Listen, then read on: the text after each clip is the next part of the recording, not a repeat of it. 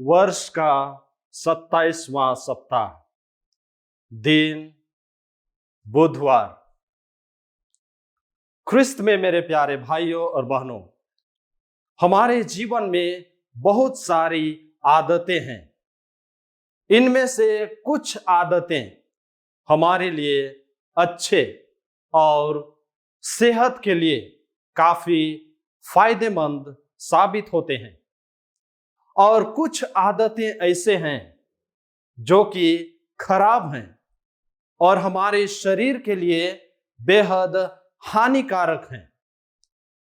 कुछ आदतें ऐसे भी हैं कि जिनके बिना हमारा जीवन एकदम अधूरा सा लगने लगता है। एक उदाहरण के तौर पर हम ले लें, जैसे कि रोज सुबह हम ब्रश करते हैं।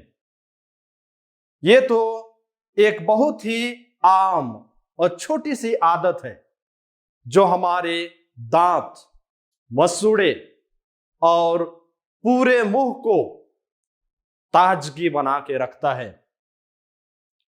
लेकिन यदि हम सुबह किसी कारणवश ब्रश नहीं कर पाए तो हमें एक अजीब सा बेचैनी का अनुभव होता है और हमें ताजगी नहीं मिलती है।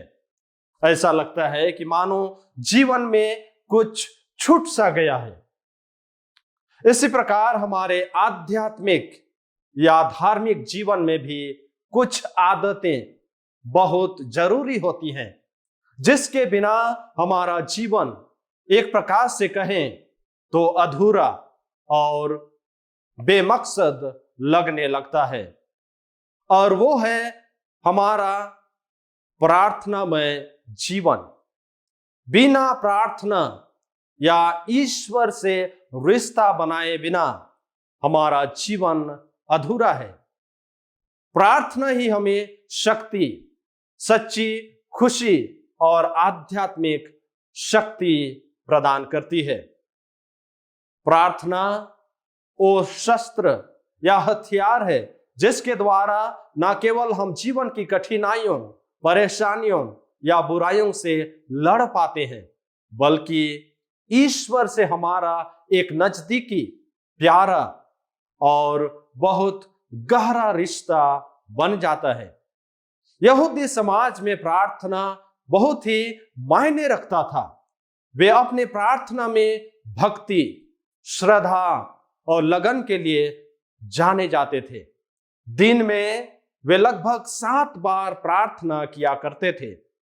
जो धर्म गुरु थे वे अपने शिष्यों को भी इस प्रकार प्रार्थना करने के लिए सिखाते थे। अगर हम पवित्र बाइबल में प्रभु यीशु के जीवन को झांक कर देखें तो हम पाएंगे कि यीशु जो सर्वशक्तिमान है, जो परम पावन ईश्वर के पुत्र हैं और मसीह कहलाते हैं, अपने जीवन में ईश्वर के कार्यों में काफी व्यस्त रहते हुए भी अपने लिए प्रार्थना का समय निकाल ही लेते थे, जिन पर वे अपने पिता के प्यार, करुणा और उनकी इच्छा पर मनन चिंतन किया करते थे। आज के सुसमाचार में हम पाते हैं कि शिष्य प्रभु की इस प्रार्थनामय जीवन को देखकर और यहूदी समाज की परंपरा को ध्यान में रखते हुए प्रभु से कहते हैं, प्रभु हमें भी प्रार्थना करना सिखाइए। और प्रभु उन्हें एक महत्वपूर्ण प्रार्थना सिखाते हैं, जिनको हम प्रभु की प्रार्थना या हे पिता हमारे प्रार्थना के नाम से जानते हैं। प्रभु की ये प्रार्थना शिष्यों और हमारे लिए बहुत ही महत्वपूर्ण है। ये प्रार्थना हमारे लिए महत्वपूर्ण इसलिए है कि इनके द्वारा हम हमारे जीवन में ईश्वर की प्रतिमा को एक पिता का दर्जा यानी बहुत करीब और जाने माने रिश्ते से जोड़ते हैं। लोगों में ईश्वर को लेकर काफी अलग धारणा थी। उनका मानना था कि ईश्वर पवित्र, परम शक्तिशाली, न्यायशील और दंड देने वाला ईश्वर है, जिसकी बराबरी या उसके करीब इंसान कभी भी नहीं आ सकता है। लेकिन प्रभु यीशु ख्रीस्त एक मनुष्य का रूप धारण करते हैं और पिता ईश्वर को अब्बा, पिता कहकर पुकारते हैं, और इस प्रकार हम ईश्वर को एक नए रूप में देखते हैं। आज के पहले पाठ में जो नबी योना के ग्रंथ से लिया गया है, ईश्वर के बारे में कहता है कि हे ईश्वर, मैं जानता था कि तू दयालु है, तू करुणा दर्शाता और क्रोध से दूर रहता है। इसी ईश्वर को हमारे प्रभु ने अपने शिष्यों को पिता के नाम से पुकारने का दर्जा दिया, ताकि हम ईश्वर को बिना भय और निडर होकर पुकार सकें। इस प्रार्थना के द्वारा प्रभु हमें बताते हैं कि हमें सर्वप्रथम ईश्वर को पवित्र मानना है और उनकी राज्य की स्थापना की दुहाई करना है।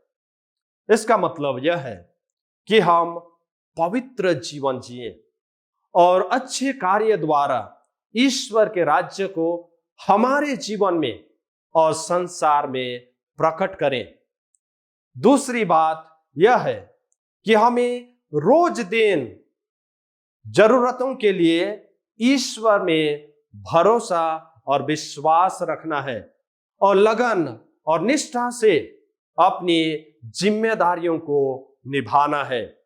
और अंत में ईश्वर हमें करुणा और क्षमा का जीवन जीने के लिए सिखाते हैं और हर दिन सांसारिक प्रलोभनों से बचे रहने के लिए ईश्वर से उनकी रक्षा और सलाह की दुआ करने के लिए निमंत्रित करते हैं।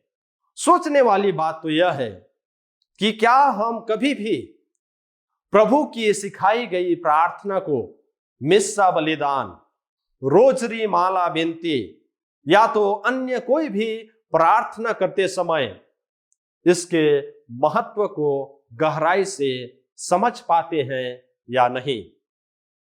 चलिए आज हमें प्रभु अपने वचनों द्वारा हमें प्रार्थना की जरूरत और ईश्वरीय अनुकंपा में बने रहने के लिए निमंत्रण देते हैं।